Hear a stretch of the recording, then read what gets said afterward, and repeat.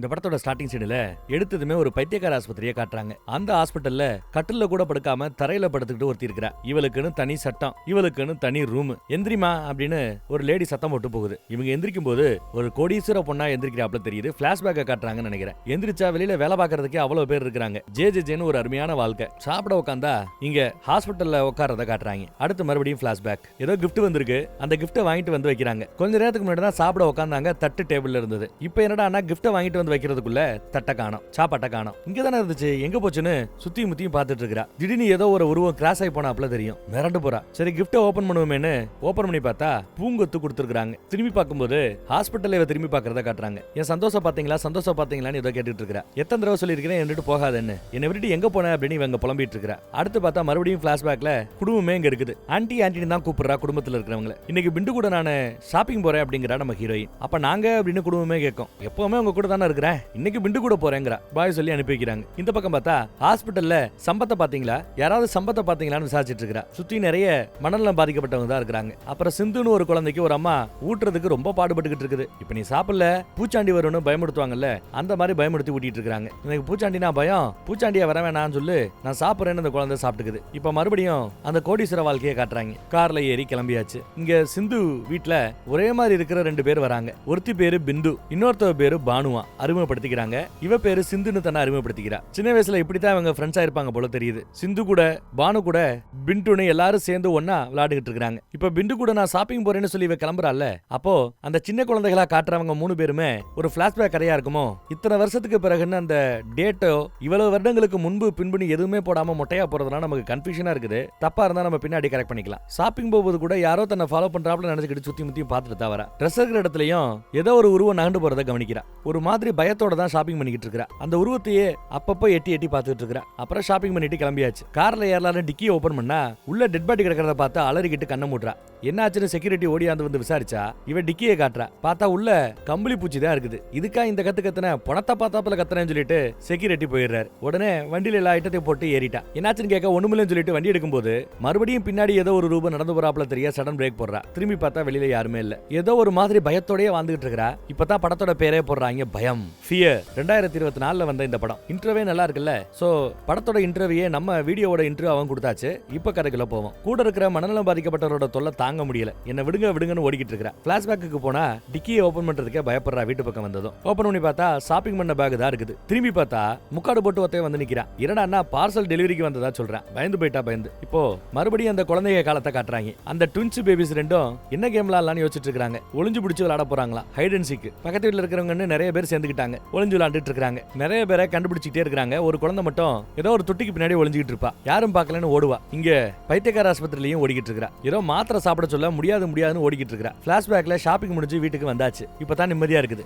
யார் அவன் ஷாப்பிங்ல நம்ம ஃபாலோ பண்ணதுன்னு இவளுக்கு ஒரு மாதிரி பயம். வீட்டுக்கு வந்தாலும் பயம். திரும்பி பார்த்தா கதவுக்கு அந்த பக்கத்துல ஜன்னலுக்கு அந்த பக்கத்துல நிக்கிறாப்ல தெரிய பயம். பயந்துகிட்டே போய் ஜன்னல் தரைய விளக்குனா வெளியில யாருமே இல்ல. இவ கண்களை இவளாலேயே நம்ப முடியல. யாரோ ஒரு பையனை லவ் பண்றா போல தெரியுது. ஒரு வாரம் எங்கேயோ வெளியில போறானா. அந்த ஒரு வாரம் எனக்கு எவ்வளவு பெரிய விஷயம் தெரியுமான்னு வருத்தப்பட்டுக்கிட்டு இருக்கா. கூட வரலாமான்னு கேட்டா இல்ல, பிசினஸ் ட்ரிப் வர முடியாதுங்கிறான் லவர். சரி வாய்ப்பு கிடைக்கும் போதெல்லாம் வீடியோ காலுக்கு வா அப்படின்னு கூப்பிட்டுக்கிறா. அடிக்கடி கால் பண்ண முடியுமான்னு தெரியல, சிக்னல் கிடைக்குமா என்னன்னு தெரியல, போற இடத்துல முயற்சி பண்றேங்கிறான். இதெல்லாம் நினைச்சு பாக்குறா போல. காதலனுக்கு தான் கால் பண்ணி பாக்குறா போல. சொன்னாப்லயே அவ்வளவு ஈஸியா சிக்னல் கிடைக்கல, போகல. அப்புறம் என்ன பார்சல் ஓபன் பண்ணி பார்த்தா ரெண்டு பொண்ணுங்களோட போட்டோ. அந்த ட்வின்ஸ் பொண்ணுங்களோட போட்டோவா என்னன்னு தெரியல. மறுபடியும் அந்த குழந்தை பருவத்துக்கு போறோம். ட்வின்ஸுங்க நிறைய கொலை சம்பந்தப்பட்ட படங்கள் எல்லாம் பார்த்து பயந்து போயிட்டு இருக்குதுங்க. வீட்டுல பெரியவங்களுக்கு தெரியாம பேய் படம் பார்த்துட்டு இருக்காங்க. ஒருத்தி பயந்து போய் இன்னொருத்தரோட கழுத்தை பிடிக்கிறா. என்ன சத்தம்னு வந்து கேக்குறாங்க. ரெண்டு பேரும் விசாரிக்கிறாங்க. சிந்து கூட இருக்கிற பொண்ணு ட்வின்ஸ் மாதிரி தெரியுது.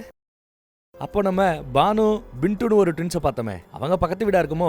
சிந்து கூட இருக்கிற இந்த பொண்ணோட பேர் என்னன்னு தெரியல, பட் இவங்களும் கூட பிறந்தவங்க மாதிரி தான் தெரியுது. ட்வின்ஸா என்னன்னு தெரியல, கூட பிறந்தவங்க மாதிரி இருக்கு. ஒரே மாதிரி ட்ரெஸ் பண்றதுனால டவுட்டா இருக்குது. பூச்சாண்டினா பயங்கர ஒருத்தி. அம்மா தான் பூச்சாண்டி இருக்குன்னு சொன்னதும் அப்பா ஒரு முறை முறைக்கிறார். குட் நைட் சொல்லிட்டு போயிட்டாங்க. பூச்சாண்டி எல்லாம் ஒண்ணும் கிடையாது, பொய், பயப்படாதுன்னு சொல்லி படுக்க வைக்கிறார். ஒரு பொண்ணு பயந்து போன பொண்ணாவும் இன்னொரு பொண்ணு தைரியமான பொண்ணாவும் இருக்கிறாங்க. இங்க டிவியை கட் பண்ணா இவளுக்கு பயம். ஹீரோயினுக்கு ஏதோ சத்தம் கேட்டுட்டு தான் வெளியில வருவாங்க. ஆனா வெளியில வந்து பார்த்தா யாரு இருக்கிறாப்ல தெரியல. பின்னாடி ஒரு ரூபம் கடந்து வீட்டுக்குள்ள போறாப்ல எரியும். அடுத்த நொடி திரும்பி பார்க்கும்போது ஹாஸ்பிட்டல்ல இருக்கிறா, பயப்படுறா. வீட்டுக்குள்ள வந்து தண்ணியை குடிக்கிறா. அப்பயும் ஒரு ரூபம் கடந்து போறத பார்த்துட்டு பயப்படுறா. யாரோ பின்னாடி கை வைப்பாங்க, பயந்து போய் கீழே போட்டுறா. ஆன்ட்டி தான் தெரியுது. ஏன் பயப்படுற, நம்மள தர வீட்டுல வேற யாருமே இல்ல, பயப்படாதன்னு குடும்பமே வாழ்த்து சொல்லிட்டு இருக்குது, ஆறுதல் சொல்லிட்டு இருக்குது. ஆக்சுவலி சரி நீ ஃப்ரீயா இரு, வீட்டுல நான் கம்ப்ளீட்டா செக் பண்ணி பாக்குறேன் அப்படின்னு சொல்லிட்டு அங்கிள் தான் செக் பண்ணி பார்த்துட்டு இருக்கிற. டியூஷன்ல பார்த்தா 2 பசங்க புதுசா ஜாயின் பண்றாங்க. சிந்து பக்கத்துல சம்பத்னு ஒருத்தன் உட்கார்றான் பாருங்க, அவன் பேர் தான் சம்பத் தான். டியூஷன்ல கூட படிக்கிறது தான் சம்பத். சம்பத்தை ஒருத்தி ஃப்ரெண்டுங்கிறா. சும்மா வந்து ஹலோ சொன்னா ஃப்ரெண்டுன்னு ஏத்துக்க முடியாதுங்கிறா இன்னொருத்தி. அந்த சம்பத்து தான் பின்னாடியும் காதலனா வளர்ந்து நிக்கிறான். சர்ப்ரைஸ் சொல்லிட்டு கண்ண மூடிக்கிட்டே கூட்டிட்டு வரான். அப்புறம் ஒரு அழகான வீட்டை காட்டுறான். என்ன வீடு அப்படின்னு கேட்க,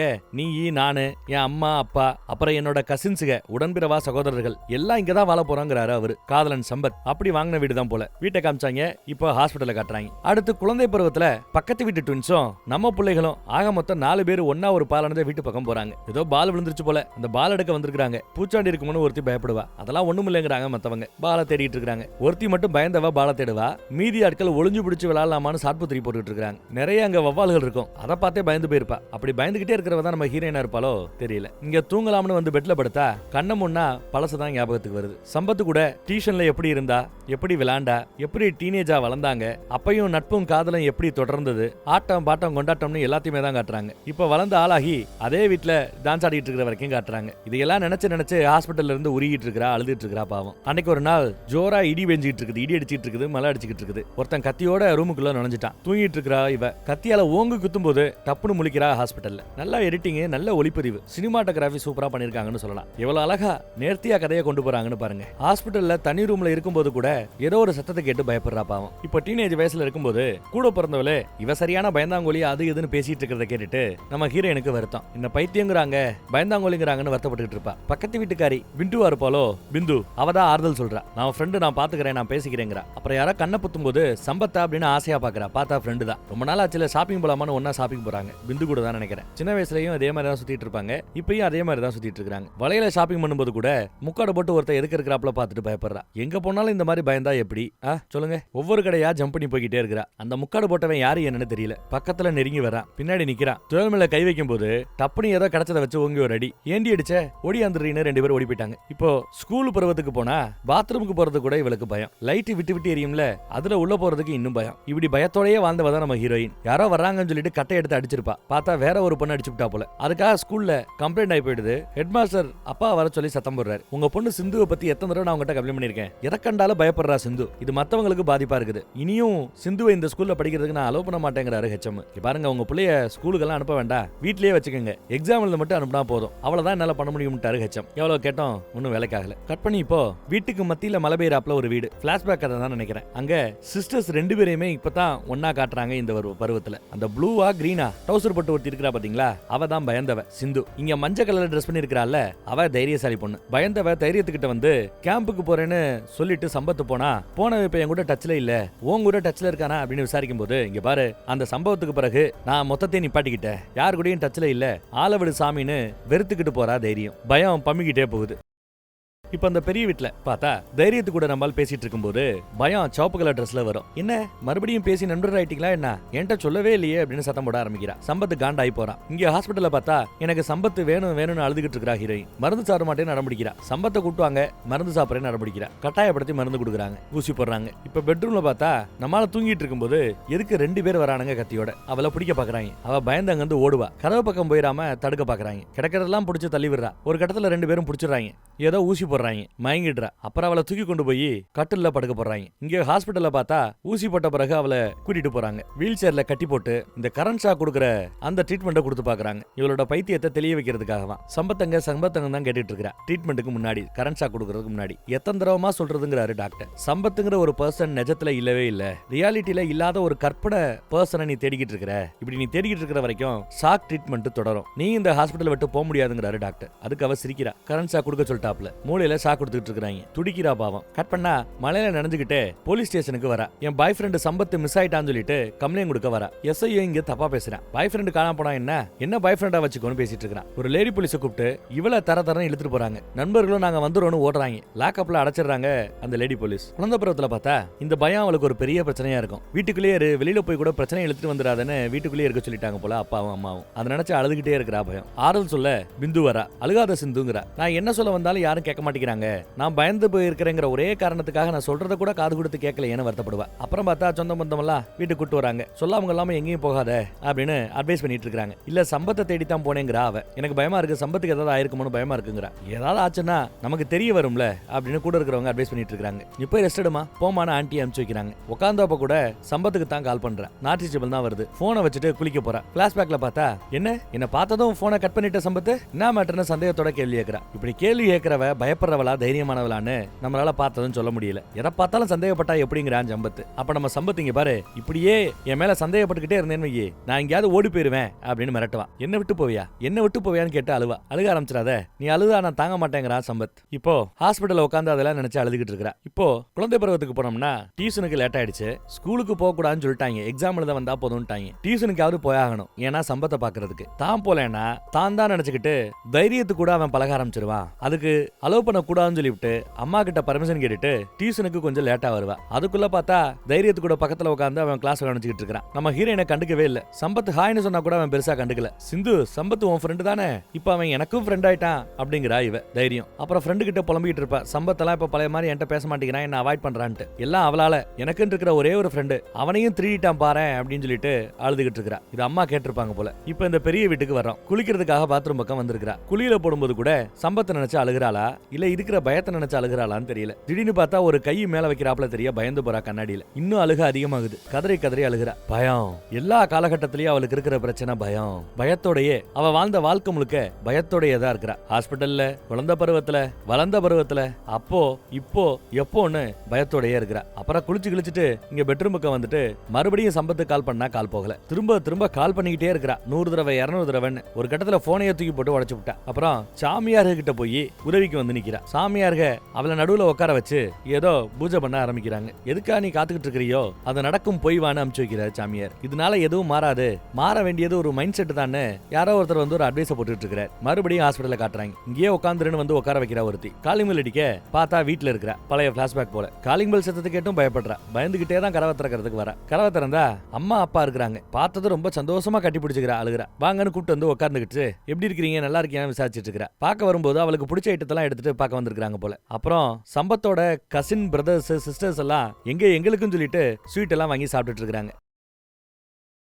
அப்புறம் பழசு அந்த கதை இந்த கதைன்னு ரொம்ப நேரம் பேசுறாங்க. இங்கேயே எங்க கூட தங்குங்கன்னு கேட்டுக்கிறாங்க. ஆனா எங்களால தங்க முடியாது, அப்பப்ப வந்து உன்னை பாத்துட்டு போறோம்ல அது போதுங்கிறாங்க அம்மா. சரி வேலைக்கு சாப்பிடு, என்ன நாங்க கிளம்புறோன்னு அப்பா அம்மா கிளம்புறது தரணும். அம்மா தைரியம் வரலையா, கூட்டிட்டு வரலையா அப்படின்னு விசாரிக்க அவங்க முகம் மாறுது. கண்டிப்பா வருவா, நீ இருமான்னு சொல்லிட்டு அழுகி அடக்கிக்கிட்டு வெளியில வராங்க. அதே சமயம் எங்க வந்திருக்காங்கன்னு பாருங்க. ஹாஸ்பிட்டல்ல பயத்தை பார்த்துட்டு அழுதுகிட்டே வெளியில வராங்க. கூட இருக்கிறவங்க எல்லாம் என்னாச்சுன்னு விசாரிக்க சம்பத்து கூட பேசி நாளாய் போச்சுன்னு வருத்தப்படுற அழுகிறா. நெட்வொர்க் ப்ராப்ளம் இருக்குங்கிறாங்க அவங்க. அவன் வரமாட்டான், எனக்கு பயமா இருக்குங்கிறா. சரி உங்க 2 பேருக்கு நடுவில் ஏதாவது சண்டையான விசாரிக்கிறாங்க. இவ எந்திரிக்கும் போது பார்க்ல இவ எக்ஸசைஸ் பண்றத காட்டுறாங்க. எக்ஸசைஸ் பண்ணிட்டு இருக்கும்போது சம்பத்தை பார்த்தாப்ல இவளுக்கு தோணும், யாரோ ஒரு பொண்ணு கூட பேசிட்டு இருப்பான் சம்பத்து. யாரவன்னு பயத்துல கேக்குறா. என் ஃப்ரெண்டோட கசின் சிஸ்டர்னு அறிமுகப்படுத்துறான் சம்பத்து. சரிப்பா பார்க்கலாம் பாட அந்த பொண்ணை அனுப்பிச்சு வச்சிட்டான். ஆனா இவளுக்கு சந்தேகமா என்னன்னு தெரியல. இன்னொரு பொண்ணை கூட நீ பேசுறதை என்னால பார்க்கவே முடியலன்னு வருத்தப்படுறா. ஃப்ரெண்டுமா அப்படிங்கிறான் சம்பத்து. யாரா வேணா இருந்துட்டு போட்டோம், ஆனா என்ன தவிர வேற எந்த ஒரு பொண்ணு கூட நீ பேசக்கூடாதுங்கிறா. பாரு இதே மாதிரி சேட்டை பண்ணிட்டு இருந்த அப்புறம் கூட பேச மாட்டேங்கிறா சம்பத். உடனே நார்மலுக்கு வந்துருவா. சும்மா சொன்னேன் கவலைப்படாதங்கிறா. நல்ல பண்ண கூட பேச மாட்டேன், என்னை விட்டுட்டு போயிருவேன், இந்த மாதிரி எல்லாம் சொல்லி பயமுடுத்தாத என்ன அப்படின்னு வருத்தப்படுறா. அப்படி எல்லாம் சொல்ல மாட்டேன்டா அப்படின்னு நம்ம பையலும் கொஞ்சிக்கிட்டு இருக்கிறான். ஆண்டியும் அங்கிளும் வந்து கூட ஏன் உனக்கு பேச மாட்டேங்கிறான், 2 பேருக்கு நடுவில் சண்டையானு விசாரிக்கிறாங்க. அடிக்கடி அவன் சொல்லியிருப்பான்ல உன் கூட பேச மாட்டேன், இப்படியே கேட்டுக்கிட்டு இருந்தா எங்கேயா விட்டு ஓடி போயிருவேன் அப்படி இப்படின்னு. அந்த மாதிரி சின்ன சின்ன சண்டைகளை தான் தவிர பெரிய சண்டை எதுவும் இல்லைங்கிற அவ. சரி வருவா, நீ பயப்படாதன்னு ஆறுதல் சொல்றாங்க. எதுக்கு போனா தாத்தா ஒருத்தர் வந்து நிக்கிறார். தாத்தா அப்படின்னு கேப்பா. உன்னை பார்க்கத்தான் வந்தேங்கிறாரு. உடனே கட்டி பிடிச்சுக்கிறா தாத்தாவை. பயமா இருக்கு தாத்தாங்கிறா. எல்லாம் மனசுல இருக்கிறதாமா, பயப்படாதமா, ஃபைட் பண்ணுமான்னு ஆறுதல் சொல்றாரு. போய் ரெஸ்ட்னு அனுப்பிச்சு வைக்கிறார். மறுபடியும் குழந்தை பருவத்துக்கு போறோம், டீனேஜ் பருவத்துக்கு. பயந்தவ தைரியத்தை பார்த்து எங்க போறேன்னு கேட்டா சம்பத்து கூட சேர்ந்து கம்பைன் ஸ்டடி பண்ண போறாலாம் பார்க்கல. கூட விளையாடவான்னு கேட்டா கூட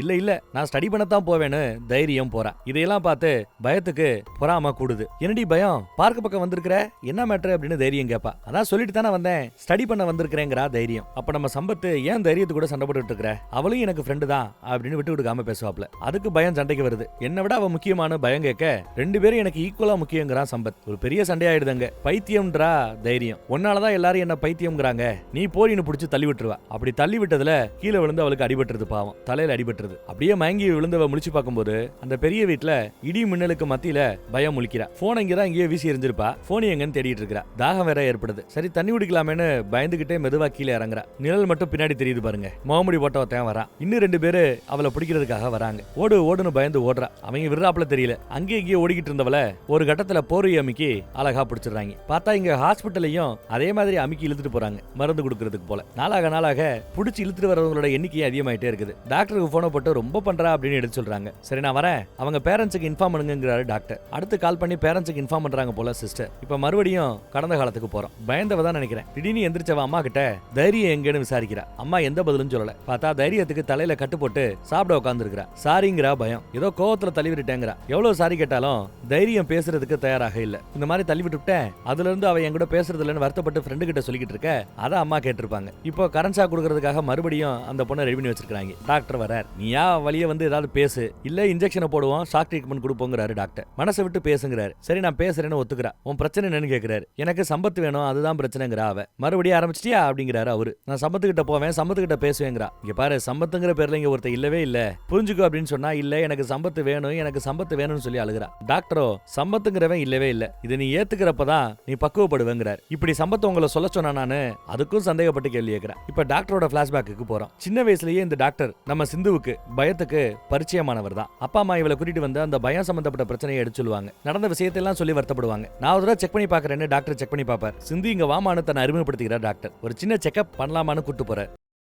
மனோவசியப்படுத்தி ஏதாவது விசாரிக்க முயற்சி பண்றாரு. ஆழ்ந்த உறக்கத்துல நிறைய விசாரணை பண்றாரு. சின்ன வயசுல இருந்து நடந்த பல விஷயங்களை கேட்டு தெரிஞ்சுக்கிறாரு. அப்புறம் ஆழ்ந்த உறக்கத்துல இருந்து வெளியில கூட்டு வந்துடுறாரு. அப்புறம் நல்ல நிலைமையில முழிச்சிருக்கும் போது நான் கேள்வி கேட்பேன், பதில் சொல்லுன்னு கேள்வி கேட்கிறார். உன்னோட அப்பா அம்மாவை தவிர்த்து உனக்கு யாரை ரொம்ப பிடிக்கும் அப்படின்னு கேட்கிறார். என் கூட பிறந்தவ தைரியத்தை பிடிக்கும் அப்படிங்கிறா பயம். அதுக்கப்புறம் யாரை பிடிக்கும்னு கேட்டா என் ஃப்ரெண்டு பிந்துவை பிடிக்குங்கிறா. பிந்து வந்து பக்கத்துல உட்காருவா. சரி அதுக்கு பிறகு யாரை பிடிக்கும் அப்படின்னு கேட்டா தங்கி எனக்கு சம்பத்தை பிடிக்குங்கிறா. சம்பத்து வா பக்கத்துல உட்காருன்னு உட்கார வச்சுக்கிறா. அவனும் உட்காந்து எந்திரிச்சு போறான். சரி உனக்கு யாரை பிடிக்காது சொல்லு பாப்போம் அப்படின்னு கேட்க, யாரை உனக்கு ரொம்ப பிடிக்காது, யாரை கண்டு பயப்படுவேன்னு கேட்டா பூச்சாண்டியை கண்டு பயம்னு கை காட்டுறா. இல்லாத பூச்சாண்டியை கை காட்டுறா போல. சரி நீ போய் விளையாடு அப்படின்னு அனுப்பிச்சு வச்சிருக்காரு டாக்டர். உங்க ஃபேமிலியில யாருக்காவது இந்த மென்டல் இல்னஸ், டிசார்டர்ஸ் இந்த மாதிரி ஏதாவது பிரச்சனைகள் இருக்கிறதான்னு கேட்க இல்லங்கிறாங்க. சிந்துவோட சின்ன வயசுல ஏதாவது பெரிய விபத்துக்கள் நடந்திருக்கிறதான்னு விசாரிக்கிறாரு. சிந்துக்கு அப்போ ஒரு 5 வயசு இருக்கும். அடுத்த குழந்தை இவங்க ட்ரை பண்ணி ஒரு குழந்தை பிறந்திருக்குது. ஆனா பிறந்து இறந்து போயிடுச்சு போல தெரியுது. போட்டோல இங்க கூட இருக்கிறது யாருன்னு குழந்தை அப்ப விசாரிச்சிருக்கோம்.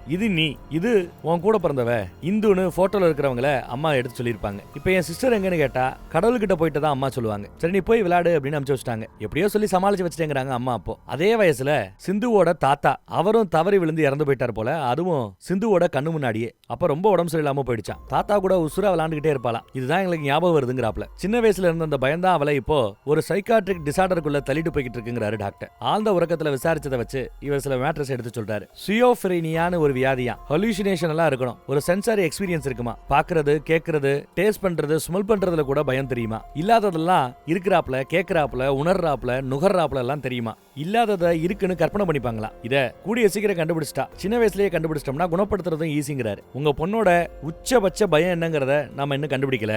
அதே மாதிரி அவளுக்கு ட்ரீட்மெண்ட்டும் கொடுக்கப்படல. எவ்வளவு முடியுமோ அவ்வளவு சீக்கிரம் ட்ரீட்மெண்ட் ஆரம்பிக்கணும். இல்ல அவ நார்மல் மோடுக்கு திரும்ப வாய்ப்பு இல்லைன்னு பயமுறுத்துறாரு டாக்டர். தனக்கு மட்டும் இல்ல சுத்தி இருக்கிற ஆட்களுக்கும் அவ ஆபத்தானவளா மாறி போயிடுவான்னு வேற எச்சரிக்கிறாரு. சின்ன வயசுல பூச்சாண்டின்னு அம்மா பயமுறுத்தி சோறு ஊட்டி இருப்பாங்கல்ல, அந்த பூச்சாண்டியை இருக்கிறாப்ல அவ கற்பனை பண்ண ஆரம்பிச்சிட்டாலாம். அப்புறந்தே பூச்சாண்டி கூடவே டிராவல் பண்றாப்ல, அந்த முகமுடி போட்டவன் டிராவல் பண்றாப்ல நினைக்க ஆரம்பிச்சிட்டா. அதே மாதிரி கற்பனையில உங்க பொண்ணு சிந்து உருவாக்குன ஒரு கேரக்டர் தான் இந்துங்கிற அந்த தைரியமான பொண்ணு. எஸ், நாம கூட அந்த தைரியமானவ நிஜம்னு நினைச்சுக்கிட்டு இருந்தோம். தைரியமான அந்த சிஸ்டர் கூட கற்பனை நினைப்பு தெரிய வருது. அப்பா அம்மா பெருசா சின்ன வயசுல கண்டுக்காததுனால தான் சிஸ்டர் கூட விளையாடுறதா நினைச்சுக்கிட்டு அவ கற்பனையில பண்ணதெல்லாம் முழுக்க நிஜம்னு நம்ப ஆரம்பிச்சிட்டாலாம். அதே மாதிரிதான் பிந்துன்னு ஒரு பக்கத்து வீட்டுக்கார பொண்ணுன்னு ஒரு நல்ல பெஸ்ட் ஃப்ரெண்டு கிடைச்சதா சொல்லுவாள்ல, அந்த பிந்துங்கிற கேரக்டர் கூட கற்பனை கேரக்டர் தானா. அப்புறம் ஒரு பாய் ஃப்ரெண்டு தேவைங்கிற சூழல் வரும்போது சம்பத்துங்கிற ஒரு கேரக்டரையும் அவளே மைண்ட் மைண்ட்ல உருவாக்கிக்கிட்டாலாம். அந்த எமோஷன்ஸை ஷேர் பண்றதுக்காக, உடன்பிறப்புங்கிற அந்த உணர்வுக்காக உடன்பிறப்பை கற்பனை பண்ணிக்கிட்டா, நட்புங்கிற அந்த உறவுக்காக நண்பிய கற்பனை பண்ணிக்கிட்டா, காதல்ங்கிற அந்த உணர்வுக்காக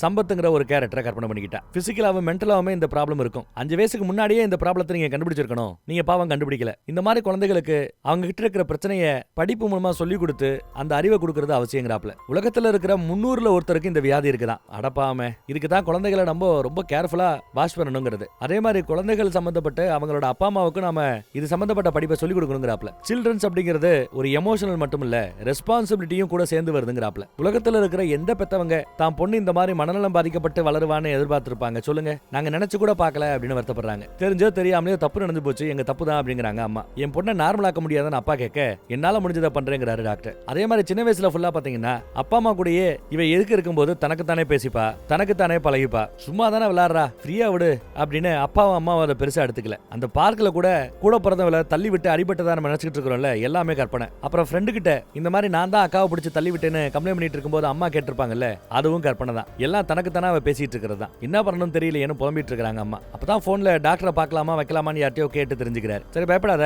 ஒரு பூஜை செஞ்சு பார்க்கலான்னு சாமியார் கிட்ட பூஜைக்கும் கூட்டிட்டு போய் பாக்குறாங்க அப்பா அம்மாவும். அப்பா வர்ற ஒரு பெரியவர் இதெல்லாம் முட்டாள்தனம், ஒழுங்கா டாக்டர் கிட்ட கூட்டு போங்கன்னு அட்வைஸ் போட்டிருப்பாரு. இவரை தான் ஊடால நம்ம பார்த்திருப்போம். அப்புறம் தான் டாக்டர் அந்த அட்வைஸுக்கு பிறகு போய் பாக்குறாங்க.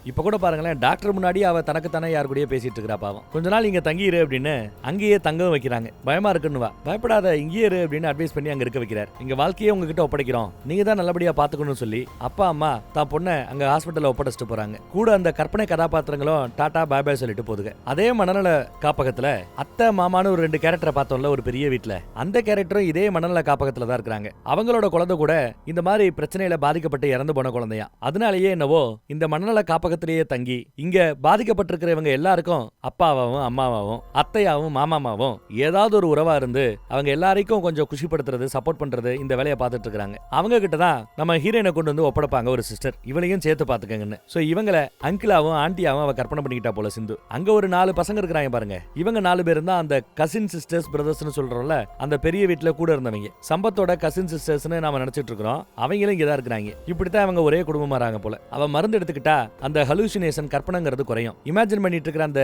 கதாபாத்திரங்கள் வராது. ஆனா மருந்த சாப்பிடலன்னா மறுபடியும் அந்த கற்பனை கதாபாத்திரங்கள் வந்துரும். கூட இதே மனநல காப்பகத்துல இருக்கிற பல பேர் தான் உங்க கூட ஃபேமிலி மாதிரி உங்க கூட ஒண்ணா பழகிட்டு இருக்காங்க. இதையெல்லாம் நீ கற்பனையா ஒரு பெரிய வீட்டுல சொந்த பந்தத்தோட வாழ்றதா நீ தான் கற்பனை பண்ணிக்கிட்ட. மருந்தெல்லாம் ஒழுங்கா எடுத்துக்கிட்டேன்னா இந்த நோயில இருந்து குணப்பட்டு வரலாம்னு எடுத்து சொல்லும் போது அவருக்கு கண்ணீரா வந்துகிட்டு இருக்குது அந்த அம்மாவுக்கு. அப்ப அடிக்கடி சில காட்சிகள் வருமே, யாரோ பொக்கே கொடுத்தாப்ல. அது ஏன்னா மனநல காப்பகத்துல இருக்கும்போது பக்கத்துல வேலை பார்க்கிற சிஸ்டர்ஸ் எனக்கு என் லவர் பொக்கே கிஃப்ட் பண்ணான்னு சொல்லும்போது அதை தான் கதையில இவ கற்பனை பண்ணிக்கிறா. அப்புறம் ஒரு வாரம் 10 நாள்ல வெளியூர் போயிருக்கிற என் காதலன் வந்துருவான்னு ஒருத்தமா பேசிட்டு இருக்கும்போது தன்னோட காதலன் சம்பத்து இந்த மாதிரி வெளியில போயிருக்கிறான்னு இவ கற்பனை பண்ணிக்கிட்டா. கால் பண்ண வேண்டியதானேன்னு சிஸ்டர்ஸ் அவங்களுக்குள்ள பேசிட்டு இருப்பாங்க. கால் பண்ணாலும் போன் எடுக்கல, சுவிட்ச் ஆஃப்னு வருதுன்னு அவங்க பேசியிருப்பாங்க. அதையும் இவ கற்பனை பண்ணிக்கிட்டா, சம்பத்து போன் சுவிட்ச் ஆஃப் ஆயிருக்குன்ட்டு. எனக்கு என் ஃப்ரெண்டு பணம் கொடுத்தாடி ஷாப்பிங் போறதுக்குன்னு அவங்க பேசும்போது ஃப்ரெண்டு கூட ஷாப்பிங் போறத கற்பனை பண்ணிருப்பா. கார்ல ஷாப்பிங் போலாமா அப்படின்னு மனநல காப்பகத்துல இருக்கிற சில பேர் அவளை கூட்டிட்டு சுத்துவாங்க. ஆனா அவ நிஜத்துல கார்ல போனதா நினைச்சுக்கிட்டா. ஏதோ ஒரு கேஸ் சம்பந்தமா அங்க ஒரு பொண்ணை போலீஸ்காரங்க விசாரிக்க வந்திருப்பாங்க. அதை பார்த்துட்டு தானும் போலீஸ் ஸ்டேஷனுக்கு போனாப்ல ஒரு கற்பனை பண்ணிக்கிட்டா. அப்புறம் மனநல காப்பகத்துக்கு வந்து நம்ம ஹீரோயினுக்கு அவங்க ஸ்வீட் கொடுக்கும்போது கூட இருக்கிற ஃப்ரெண்ட்ஸுகளும் ஸ்வீட் வாங்கி சாப்பிடுவாங்க. அதையும் அந்த பெரிய வீட்டுல தன்னை பார்க்க வந்ததாகவும் தனக்கு ஸ்வீட் கொடுத்ததாகவும் அவ கற்பனை பண்ணிக்கிட்டா. அக்கா அப்படி இருக்கிறா அப்படின்னு விசாரிச்சுட்டு போகும்போது இவங்க அழுவாங்கல்ல,